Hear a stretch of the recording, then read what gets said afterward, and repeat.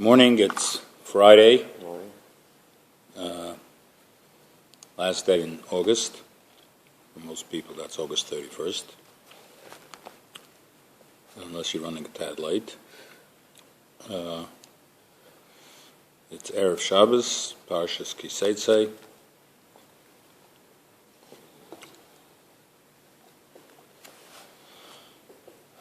We finished off the last year by talking about that the Chachamim say that the Shiur of Tasei Krishma is until Chatzos. And then the Mishnah brings down a story where actually Chatzos is midnight? Chatzos is midnight, yes. Midnight, by the way, is not 12 o'clock. The Jewish religion has very little to do with the standard clock. The system that we're on, that every day of the year, 365 or 366 days of the year, is comprised of 24 hours, of which there are 60 minutes and 60 seconds. Except for the minutes and the seconds are really not a Jewish concept. The Jewish concept is we have hours, and we have something that's called either a rega or a chelik. The hours, the day does consist of 24 hours. However, those 24 hours are not equally divided 12 and 12, days and night. We have, as we know, we have in the summertime more daylight, in the wintertime we have less daylight, and we go what they call shor zmanios. The hour is divided according to the time of the year, according to how much light and dark there is. So, for example, tonight, midnight, is about 1 o'clock in the morning. Because the night didn't start at 6. If it would start at 6, and it was divided equally, then it would be midnight. But the night, as we know, starts somewhere around, the sun goes down, I think today, somewhere around 7:15 or something. So the midnight would be about 1 in the morning. And these, of course, have significant ramifications, especially when it comes to when Shabbos is. Mm-hmm. Shabbos starts 15 or 18 minutes after sunset, so it's not 6:15, it's more like 7:15 these days, and sometimes it's 4:15. It has significant ramifications when it comes to fasting. When is the fast over? And there's a slew of other things, because many of our mitzvahs were dependent on the time of the day. Some mitzvahs you cannot do at night. Mm-hmm. So it's very important that we know exactly when the sunrise and sun setting is. And nowadays it's in the newspapers. I was never really sure why the English newspapers print when sunrise and sunset is. Like, there must be some application to it in the secular world as well, mm-hmm. but certainly in the religious world. Morning. Morning. So, as I was saying, even though it says in the Mishnah, the Chachamim says, the Rabbi says that the time to say Krishma is until midnight, it really is until sunrise. And why did they say midnight? As I said, because to make sure that you don't transgress the time, so we put in a buffer, as you said. And we tell them it's only to midnight. And then I closed off last year saying, what about making it till 9 o'clock only, because as a buffer to midnight, the people shouldn't go past midnight, because if they go past midnight, they may possibly go past sunrise. So how about doing a buffer for a buffer, or a warning for a warning? The word is called a gezerah. So we have rules that we can't do certain things because we're scared you're going to do other things. So do you take it one more level backwards? And the answer, as I said, is no. We don't do a gzera. We don't do a warning for a warning. We will tell somebody, don't do something because it may lead you to do something else, but we don't put in a protection for that don't do something because it may lead you to something, and that may lead you to do something else, because the rational reason for that is that there is no end to it. Right, you can... You can go on forever. Yeah. Before you know it, you can't do a thing. And then you have no idea what the law is. Right, exactly. That's a major point. Yeah. Excellent point. Ari says that if you keep making rules to protect the rules, by the time you're done, you don't even know why you made what's the original rule. And What's the halacha? Now everyone's going to be arguing what's what. Right. So that's an excellent point. And now I can just tell you as a personal thing that you should do things. It's a good custom. It's a good thing to do things for yourself that serve only as a protection, that you shouldn't come to do something else. Let's say somebody's on a diet.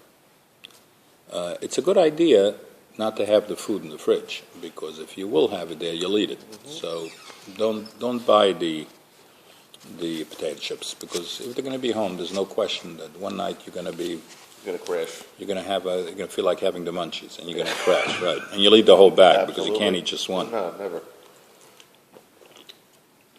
So the biggest, so the point is that you should give yourself morning.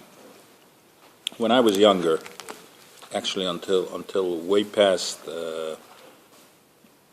after I first got married, I had peyos. You know what peyos is? I had the side curls, and because I had gone to Hasidic yeshiva, and everybody there wore it. And then later on, when I transferred to a Litvish yeshiva, I'm not going to use the word more modern, but in those yeshivas, most people didn't have it. I kept it. And the reason I kept it is because I knew that if I had those, I will not do certain things. One of the main things that everybody was tempted to do, and people did, was go to the movies. I didn't go to the movies. And I always said to myself, if I have those things on me, you can't go. You know, like a guy like you who wears payas should go to the movies.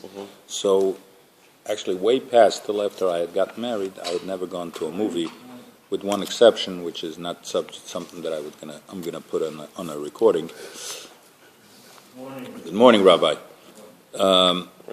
So it was a protection for me. It was a good protection, and I really can attribute to some, if I have any good qualities, or if I whatever from kite I have in me, I can attribute a lot to the fact that I had worn payas, and another thing also is wearing tzitzit. Okay, it's a biblical requirement that when you're wearing a garment with four corners, you should have tzitzit. It's part of the krishma. It's appropriate what we're learning now, that the three portions in the krishma, the third one, the last one, has to do with wearing tzitzit. But if you're not wearing four corners, you don't have to wear it. So it's really no requirement. It doesn't say anywhere that you must wear four corners. So it's okay if you're not wearing it, but because I don't think there are really any garments that I made, mainstream garments that I made that have four corners, so we would never have to put on tzitzit. That's why we put on the talit, because it's made that it has four corners. That's why it requires tzitzit.